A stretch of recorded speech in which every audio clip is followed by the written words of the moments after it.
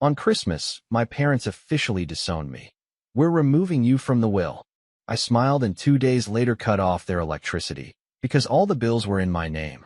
My name is Mark. I'm 31 years old, and I know that money rules everything. I work 2 jobs, managing a logistics department by day and bartending at a high-end restaurant by night. Not because I love working myself to exhaustion, but because I learned early that if you don't want to rely on others, you need your own capital. Independence isn't given, it's bought. Ironically, I was the only one in my family who actually earned a living, yet the only one who was never respected. To my parents, I wasn't a son, I was an investment, a worker they could rely on. They didn't ask for help, they expected it. At first, it was small things, covering a bill here, helping with some home repairs there. Then it became bigger, paying off debts, funding my younger brother Ethan's college tuition, buying my mom a new car. Mark, you understand, right? My mother would say with that fake softness in her voice. You're the responsible one. Ethan is still young. He needs to focus on his future. And what about my future? Ethan, of course, had no issue with this arrangement. He had never worked a day in his life. His tuition, vacations, latest gadgets, they were all covered with my money. And he never hid how little he thought of me. Why do you work so much, Mark? My friend Marcus asked me once over a late-night drink after my shift. I just shrugged. Because no one else will. Then Christmas came. I bought gifts for everyone, my parents, Ethan, his girlfriend, even their dog. I placed the bags under the tree, sat at the table, and listened to the words that would change everything. My father set down his fork, looked me dead in the eye, and said, "We're removing you from the will. You're no longer part of this family." For a moment, I froze. Ethan smirked. My mother avoided my gaze. Finally, Ethan muttered, leaning back in his chair. I was wondering when they'd say it. I let out a quiet laugh. "All right," I said, calmly placing my napkin down. "Then let's be fair about it." 2 days later, I simply stopped paying their bills. And when the house went dark, the water stopped running, and the heat shut off in the middle of a snowstorm, they suddenly remembered I existed. And they started begging for my help. Sitting in my warm apartment, I scrolled through my phone, watching their panic unfold in real time. Missed calls. Dozens of messages. Each one more desperate than the last. "Mom, Mark, something's wrong with the electricity. The whole house is dark. Call me." "Dad, did you forget to pay the bill? Fix it now." "Ethan, you think this is funny, jerk? The Wi-Fi is down too." I was in the middle of a game. I smirked, tossing my phone onto the coffee table. They still didn't get it. This wasn't a mistake. It wasn't an accident. I was done. Months earlier, how we got here. "You're lucky you have us," my mother always told me, stirring her tea like she was bestowing wisdom upon a clueless child. "A lot of people don't have family to rely on. But we're here for you, Mark. That's what family is, support." Support? Let's talk about support. For the past 10 years, I had been their personal safety net. Every late bill, every emergency expense, every ridiculous demand, I was their answer to everything. When Ethan failed a class and had to pay for extra courses, guess who covered it? When my dad's car broke down and he didn't want to touch his savings, who pulled out their wallet? When my mom wanted to remodel the kitchen because it looked outdated, who took care of it? I never asked for a dime in return. I never asked for thanks, either. But you know what? Maybe I should have. Because the one time I hesitated, the one time I didn't immediately cave, they turned on me like wolves. It was a few months ago. I had just finished a brutal 14-hour shift at the restaurant, my feet aching, my body running on caffeine and stubbornness. I had planned to go home, crash for a few hours, then do it all over again the next day. Instead, I walked through the door and into a family ambush. Mom, Dad, and Ethan were sitting in the living room, waiting for me. Their faces were calm, too calm. I knew that look. It was the same one they had when they wanted something expensive. "What's going on?" I asked, tossing my keys onto the counter. Dad sighed, rubbing his temples. "We've been talking, and it's time you step up a little more, Mark." Step up? I was already carrying their entire lives on my back. Ethan leaned forward, smirking like he already knew I wasn't going to like what came next. "The house," Mom said softly. "We think you should take over the mortgage payments." I blinked. "Excuse me." Dad shifted in his chair. "You make more than all of us combined, Mark. It just makes sense." I laughed. I actually laughed. "You're joking." Mom frowned. Why would we joke about something this important? Oh, I don't know, I said, shaking my head. Maybe because you're asking me to pay for a house I don't even live in. You spend so much time here anyway, Ethan said, stretching his arms behind his head. Might as well make it official. That's when I realized this wasn't a request. They had already decided. In their minds, I wasn't a son or a brother. I was a walking bank account. And when a bank refuses a loan, what do people do? They get angry. Mark, Mom said, her voice dripping with fake patience. It's just money. You always say you work hard to support the people you love. Yeah, I said coldly. People who deserve it. Dad slammed his hand on the table. Don't be selfish. Selfish? I had spent the last decade breaking my back for them, and they dared to call me selfish? You're unbelievable, Ethan muttered. You have no problem buying yourself a new car, but you won't help your own family? I clenched my fists. The car is on a loan. You know, something normal adults pay for themselves. You're the only one here who can afford it, Mom said sharply. And if you really loved us, you wouldn't even be arguing right now. Ah, there it was. The guilt trip. That was their final trick. And the sad part? It used to work. But not anymore. I exhaled slowly, picking up my keys. No. Mom blinked. What? No. I repeated, turning toward the door. I'm not paying for the house. I'm not paying for Ethan's life. And I'm definitely not going to sit here and be insulted for not doing enough when I've already done more than anyone else ever would. Ethan scoffed. Yeah? And what are you going to do about it? Just walk away. I smiled. Just watch me. Back to the present, reality hits hard. 2 days after I cut the utilities, the real panic began. Mom called me 12 times in one day. Dad left a voicemail, his voice laced with poorly hidden anger. This isn't funny, Mark. You made your point. Now turn everything back on. Ethan, of course, sent the most entitled message of them all. Ethan, you're such a child. You think we can't survive without you? We'll be fine.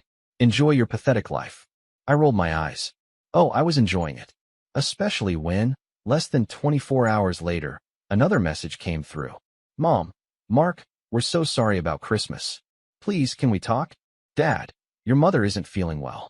The cold is too much for her. Can't you just be reasonable? Ethan, dude, the pipes are freezing. Come on, man. This is serious. I smirked. Oh, now it was serious? They had spent years treating me like a second-class family member.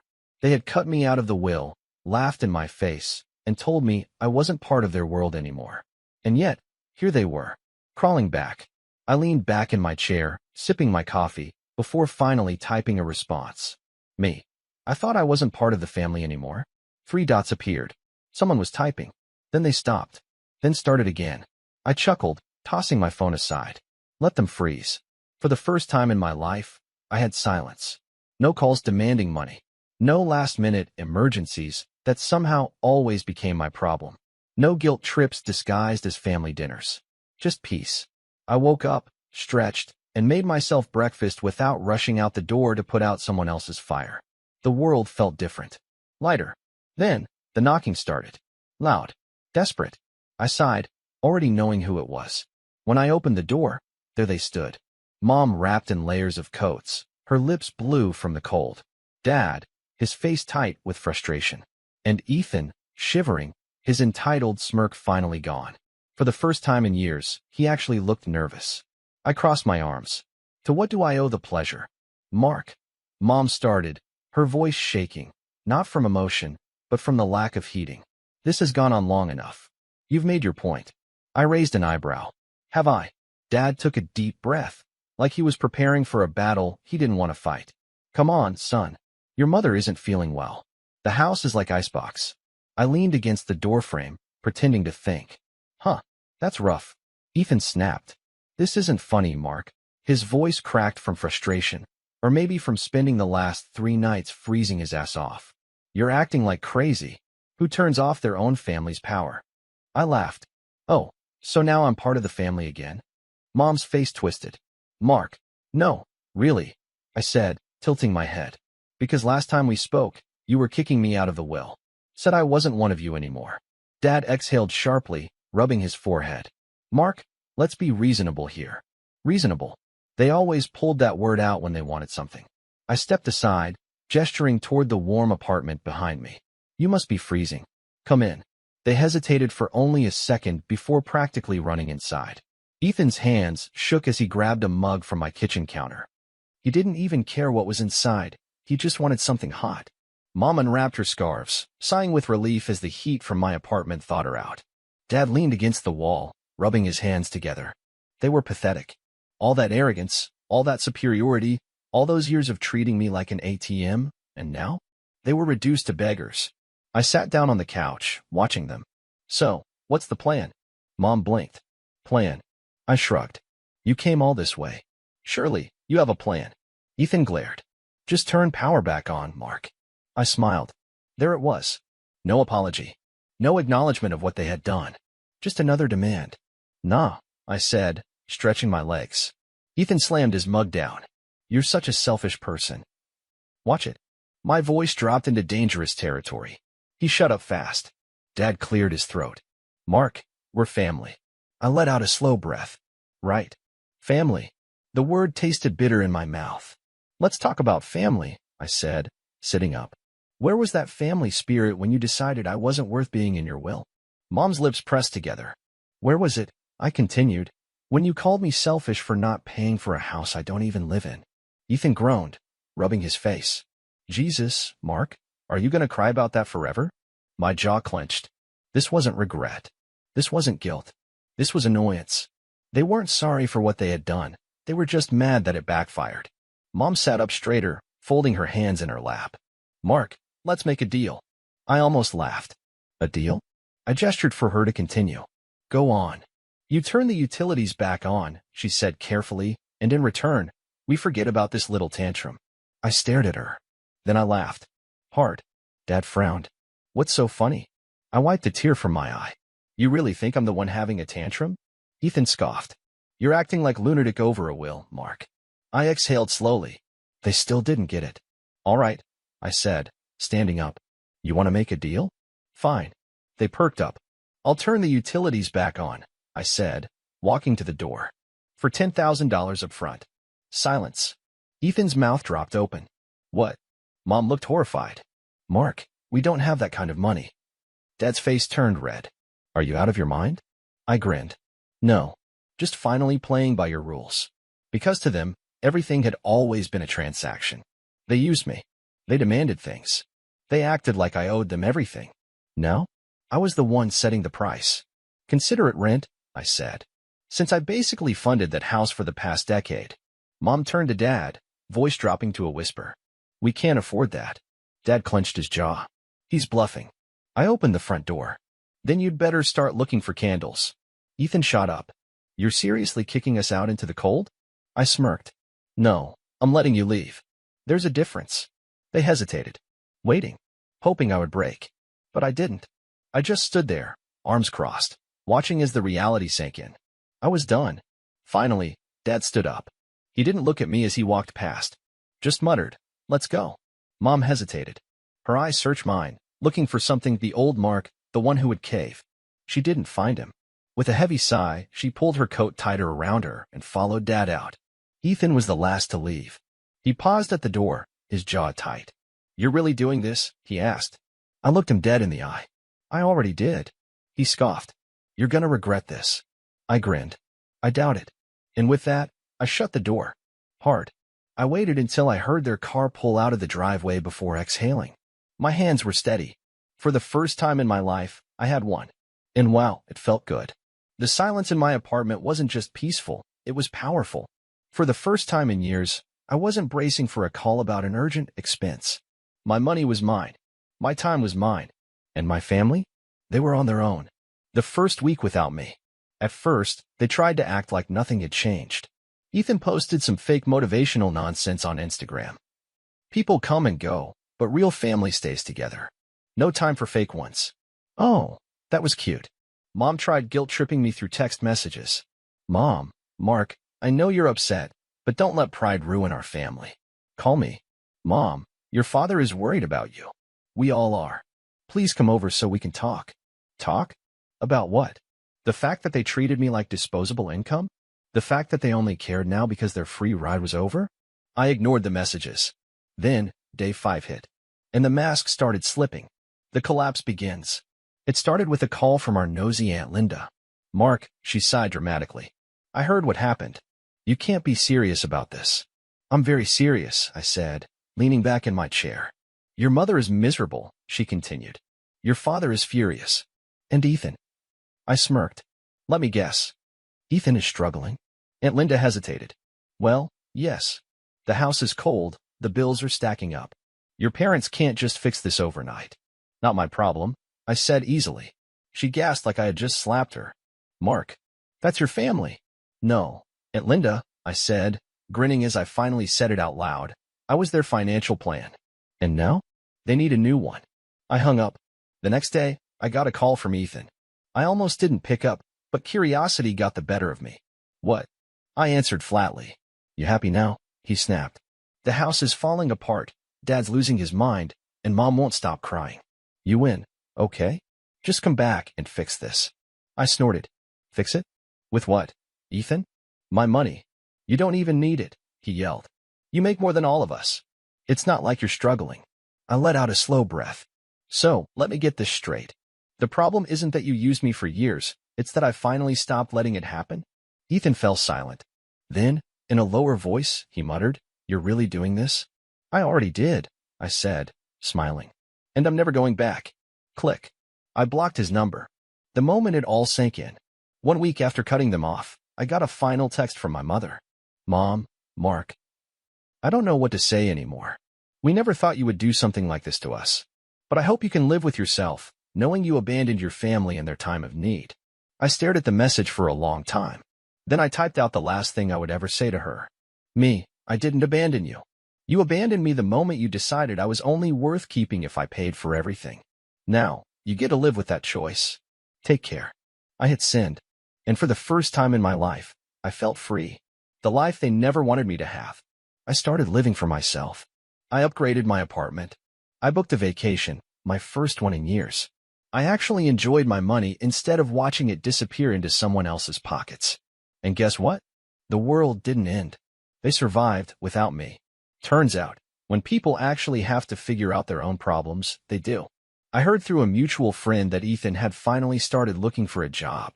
Mom and Dad downsized to a smaller house. Their lives adjusted, just like I always knew they could. They just didn't want to. Not as long as I was there to make it easy. The last attempt at manipulation. Months passed. I didn't hear from them. I didn't miss them. Then, one day, I got an email. Subject, from Dad. I rolled my eyes but opened it. Mark. I don't know if you care, but your mother's birthday is coming up. She would love to see you. Maybe we can put all this behind us. I chuckled. Put this behind us? That was rich. I typed out a reply. Dad. I appreciate the invitation. But the last time I saw you, I wasn't part of the family anymore. And honestly, I like it that way. Tell Mom I said happy birthday. Send. And just like that, I closed the last door they had left open. I wasn't their ATM. I wasn't their backup plan. I wasn't their family. And I never would be again. Months passed. No more desperate calls. No more guilt-tripping messages. No more fake invitations to talk. They had finally accepted it. I was gone. And I had never been happier. For the first time in my life, I was living for myself, not as their backup plan, not as their ATM, not as their safety net. Just me. And then, out of nowhere, my father showed up at my door. The last visit. It was a quiet evening. I had just finished dinner, sitting in my apartment with a glass of whiskey, enjoying the peace, when bam, bam, bam. I sighed, already knowing who it was before I even opened the door. And sure enough, there he was. My father. Standing in my hallway like a man who had run out of options. His face looked older, the arrogance washed away by stress. He had lost weight. His coat looked a little worn. He wasn't here to threaten me. He was here because he needed something. I leaned against the doorframe. What do you want? He exhaled, rubbing his temple. Mark, just hear me out. I tilted my head. You're standing at my door. I think that means I win, don't you? He clenched his jaw but didn't argue. Instead, he sighed and said, Your mother wants to see you. I let out a short, bitter laugh. Oh, now she does? Mark. No, really, I said, crossing my arms. She spent years treating me like an afterthought. Like I was only worth something if I was paying for something. And now you think I should drop everything because she suddenly remembers I exist. She's sick. My stomach tightened. Not because I felt sympathy, because I knew what he was doing. I kept my face blank. Sick how? Dad hesitated. Just, not well. She's been depressed. Stressed. She misses you. There it was. The last card they had to play. The pity card. I gave him a slow, amused smile. Let me get this straight. You cut me out of the will. Told me I wasn't part of the family. Laughed in my face when I finally stood up for myself. And now that you're struggling, I'm supposed to feel bad. She's still your mother, he snapped. And I was still your son, I shot back. Didn't seem to mean much back then. He looked away, exhaling through his nose. He knew I was right. I leaned in slightly. Why are you really here, Dad? What is it that you're too proud to say? Silence. Then, finally, the house is gone. I blinked. Excuse me. We lost it, he muttered, his voice low. After you cut us off, things got bad. The bills kept stacking up. We thought we could manage, but, he shook his head. We couldn't. They lost everything. The house I had spent years paying for? Gone. The lifestyle they refused to give up? Gone. Ethan's freeloading? Over.